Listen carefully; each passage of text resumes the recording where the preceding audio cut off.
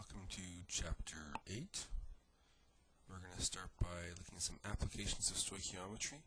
The first one we're going to look at are limiting and excess reagents. In your textbook, it's on page 296 to 303. And before you go through this lecture, you should take a look at the Thought Lab 8.1 on page 296. It just gives you kind of an example of what limiting reagents are about without actually doing chemistry, which for some people might be fun. So, just a couple of definitions first. A limiting reagent is the sample that is completely consumed, or it's the reagent or the reactant, if you prefer, that is completely consumed. The excess reagent, or sometimes it's reagents if there's more than one reactant, is not completely consumed. It's present in an amount that's more than required. And here's an example using something that's a little bit more tangible. Suppose you were in charge of a company that's manufacturing widgets, and this is the Thought Lab. And the formula for a widget is 1 bolt plus 1 washer plus 2 nuts go to make 1 widget. And then we're going to introduce just some symbols to make it feel more like chemistry. And using the above symbols, the chemical equation we could write is Bt plus Wa plus 2Nu go to make a Bt Wa Nu2. And so now it almost feels like chemistry. A picture for the same thing is shown below. And so here's the question. If this is our chemical reaction, and if we are given 75 bolts, 100 washers, and 100 nuts, how many widgets can you make if they all must have a BTWA and U2 formula? Or in other words, how many complete widgets can we make with the things that were given? Now, there's a couple ways to solve this problem. One of the easiest ways is just to see how many widgets you can make if each one of these was a limiting reagent. And so here's kind of the way it would work. Here's our formula. We know we have 75 bolts, 100 washers, and I just want to make sure, 100 nuts. So 100 nuts, and the question is, how many widgets? And so we can go through and we can use our mole ratio to figure out the number of widgets. So we could say the number of widgets is equal to the number of bolts times our mole ratio of 1 to 1. And so it would be 75 times 1 over 1. So we get 75 widgets if the number of bolts was our limiting reagent. Next we'll go to the washers and we'd say, well, the number of widgets is equal to the number of washers times the mole ratio between washers and widgets, which is again, in this case, 1 over 1. And here we get 100 times 1 over 1, which would be 100 widgets. Now, we can make 100 widgets based on our washers, but we would have run out of bolts before we would have run out of washers. So we know washers aren't our limiting reagent. We can't actually make 100 widgets because we'd run out of bolts before we used all of our 100 washers. So now we'll check the nuts. And so the number of widgets will be equal to the number of nuts times a mole ratio of 1 over 2. And so here it would be 100 times a half, which would be 50 widgets. So after making 50 widgets, we would run out of nuts, which means we couldn't make all 75 based on the bolts. So the bolts isn't our limiting reagent either. The most widgets we can make is 50. And so one way to find out what your limiting reagent is just see how much product can be made with each of your reactants. And that's probably the easiest way to go about it. This is actually how we're going to do our limiting reagent problems, except instead of measuring bolts, washers, nuts, and widgets, we'll just be measuring the number of moles. So some quick questions to work through. In this question, the limiting reagent was the number of nuts. That was the one that limited the number of widgets we could make. The other two reactants were in excess. And it turns out that we can find out how much of each excess reagent we have left over if we just do some simple math. So for the number of bolts left over, we do 75 volts is what we started with. We made 50 widgets, so we subtract 50, and we get 25 volts. The same is true for the number of washers. We started with 100 washers. Each widget used one washer, so we'd use up 50 of them, and we'd have 50 washers left over. The mole ratio between nuts and bolts is 2 to 1. And the mole ratio between nuts and washers is also 2 to 1. And that's just straight off of our reaction, our chemical reaction. For the analysis problems, how does the amount of reactant that is present in excess affect the quantity of product? And the answer is it doesn't. Excess reagents don't affect how much you can make, except that you can make as much as your other reagent allows you to. So the fact that we had 75 bolts, it wouldn't matter if we had 75, 100, or even 175. The quantity of bolts didn't affect how many we could make. Now, and another thing that's nice about this little example is that even though there were fewer bolts than nuts or washers, the bolts weren't the limiting reagent. And the reason is the nuts were used up twice as fast. Or another way to say it is that the ratio of nuts to widgets is higher than the ratio of bolts to widgets. The nut to widget ratio is 2 to 1, and the bolt to widget ratio is 1 to 1. So the nuts got used up faster, and that's why we always have to work with our to find limiting reagents. It's not enough just to look at the amounts you start with. You got to see how quickly they get used up, or you got to use that mole ratio to see which one's going to be your limiting reagent. So as a general mathematical rule, we can say that the limiting reagent is the reactant that produces the least amount of product. And this is a good way to go about finding your limiting reagent. And so now we're going to do a couple chemistry examples. So here we have 5 grams of sodium hydroxide added to 50 mils of 1.2 mole per liter nitric acid. We want to calculate the mass of salt formed. And so we'll write down our reaction. And here we have sodium hydroxide.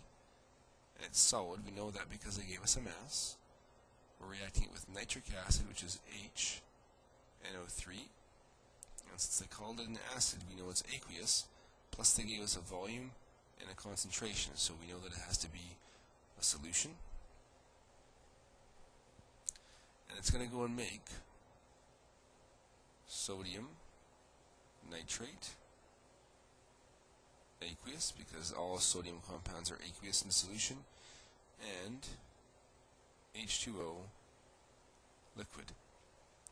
And if we take a look, this is already balanced, so everything balances 1 to 1. And then we'll write in the things we know. Here we have a mass, 5.00 grams, and they tell us the amount of nitric acid. So we have a volume, which is 50.00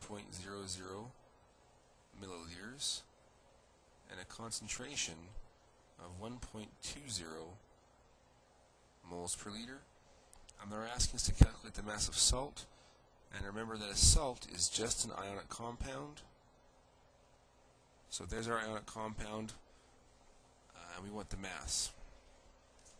So you can tell you're doing a limiting reagent problem when you get information for both reactants. We can find out the number of moles for both of our reactants. For sodium hydroxide, we're going to use our molar mass formula. And for nitric acid, we're going to use our concentration formula. And what we're going to do is we're going to find the number of moles of sodium nitrate produced by each. The one that produces the least is our limiting reagent.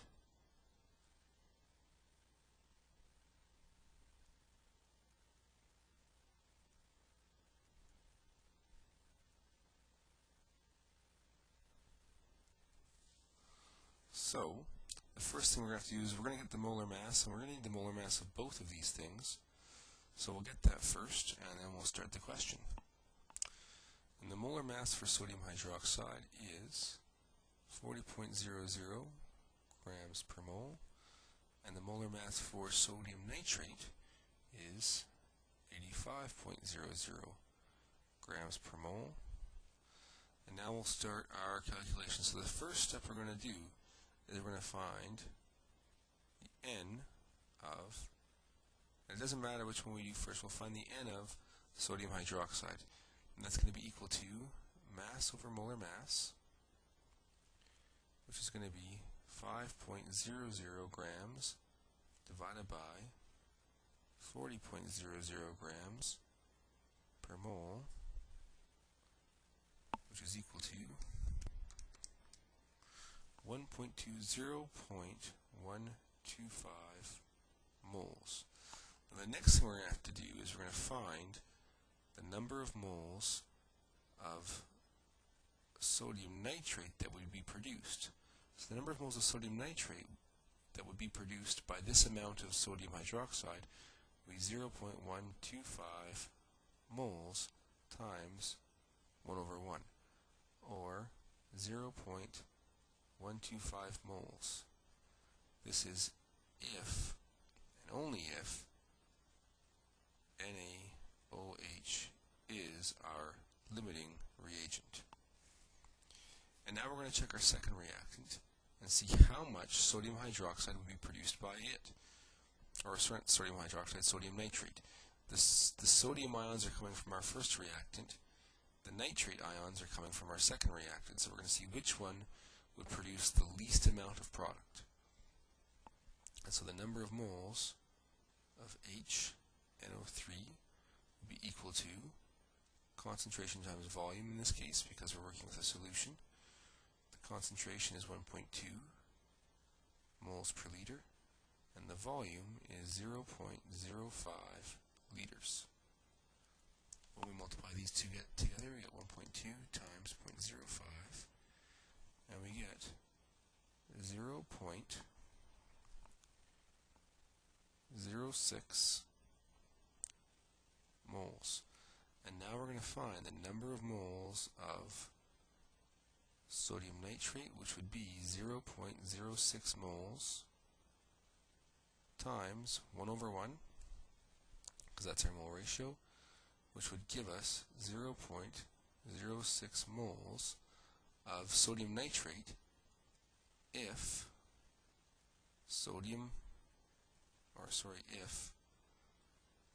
HNO3 for nitric acid is our limiting reagent. And so we take a look and we see which one is smaller, the 0.125 or the 0.06. And since the 0.06 is smaller, this is how much of our product will be produced. So our HNO3 is our limiting reagent. The NaOH would be our excess reagent. So it's an LR above the nitrate. And now we continue our calculation using this number. So we found out our limiting reagent. Now we can find out the mass of salt formed. So now we can go and say, well, the mass of NaNO3 is equal to molar mass times the number of moles. The molar mass is 85.00 grams per mole, and the number of moles is 0.06 moles.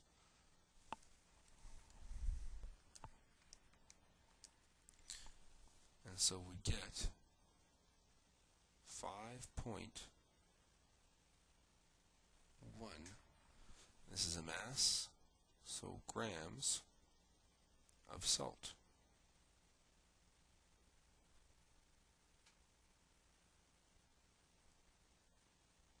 And so that's how you do a limiting reagent question. As one more set of calculations, you have to find out the number of moles of product formed by each reactant, and then use the answer that would give you the least amount of reactant possible.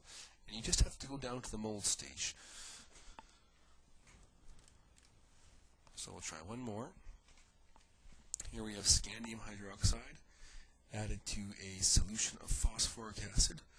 we want to determine the excess reagent and the amount of excess reagent left over at the end of the reaction. So here, this is a lot like the question of how many bolts are left over or how many washers were left over. We're going to find out how much gets used and then subtract it from how much was started. But first, we need a reaction. So we have scandium hydroxide, Sc, and scandium, if we take a look at our periodic table, is a 3+ metal, so it's going to form OH3, and it's a solid. To it we're going to add phosphoric acid, which is H3PO4, and since it's an acid, it's aqueous. Our products, we're going to have a double replacement or neutralization, and we're going to get ScPO4, and when we take a look at our solubility table for phosphate, we see that it is a solid. So this is going to form a precipitate. It's solid in solution, and to it we're also going to get H2Os. Those are liquid, and we're going to have 3 waters produced for every one reactant. Everything else is nicely balanced. And so we want to find out which one of these is our limiting and excess reagent, so we'll write some numbers down. We know our mass is 200.0 grams. Our molar mass we're going to have to calculate because we're going to need the number of moles. And for our phosphoric acid we have a volume of 1 liter with a concentration of 5.00 moles per liter. And for this question, we don't even need to know how much product's formed. We want to know what's the limiting reagent and what's the excess reagent and how much excess is left over. So, in order to do that, we're going to see which one produces the smallest amount of product. So we'll find out the number of moles of product produced by each. And this will tell us which one of these 2 reactants is our limiting reagent. So before we can do anything else, we need a molar mass for scandium hydroxide. And it is 95.99 grams per mole. And now we can find our number of moles of scandium hydroxide, which is going to be, I better write it up here, we're going to be using the molar mass formula and our concentration formula as well. So it's going to be mass over molar mass, so 200.0 grams divided by 95.99 grams per mole, and we get 2.08. And now we're going to find out how much scandium phosphate we would get, and it's going to be the 2.08 times a mole ratio of 1/1, so 2.08 moles. If SCOH3 or scandium hydroxide is the limiting reagent. And then we go through and we do a second set of identical calculations, but this time we're going to find the number of moles of phosphoric acid first. And the number of moles is going to be concentration times volume. And so we're going to get 5.00 moles per liter times 1.00 liters. So we're going to have 5.00 moles of our acid, and again we need to find out the number of moles of ScPO4, which is going to be 5.00 moles times 1/1, so we end up with 5 moles of scandium phosphate if H3 PO4 is the limiting reagent. And so we take a look, which is less, the 2.08 or the 5.00. And the answer, of course, is a 2.08. So the scandium hydroxide is our limiting reagent. The H3PO4 is our excess reagent. And now we have to answer the question. We want to figure out how much excess reagent would be used once the reaction is done. And so now we're going to say, well, the amount of H3PO4 used would be equal to, I'm just going to get rid of that. No, that'll be okay. Will be equal to the amount of scandium hydroxide, because that's what gets used up, times our mole ratio between H3PO4 over the moles of SCOH3, and I apologize for writing off to the edge there. So we still have to multiply by our mole ratio to see how much gets used up. In this case, our mole ratios are all 1 to 1, so it makes the calculations pretty easy. So it would be 2.08 moles times 1 over 1. So the amount used would be 2.08 moles. The amount of phosphoric acid left over would be equal to the 5.00 that we started with minus the 2.08 that we used, and so we would get 5 minus 2.08 would be 2.92 moles. And they asked for the amount we can give in moles, because that's what amounts are, and so there's our answer. There'd be 2.92 moles of scandium hydroxide left over when the reaction was done. And so there's the beginning of limiting reagents. We'll do some more examples in the next lecture. But before you get to those, give questions 1 to 6 a try on page 278.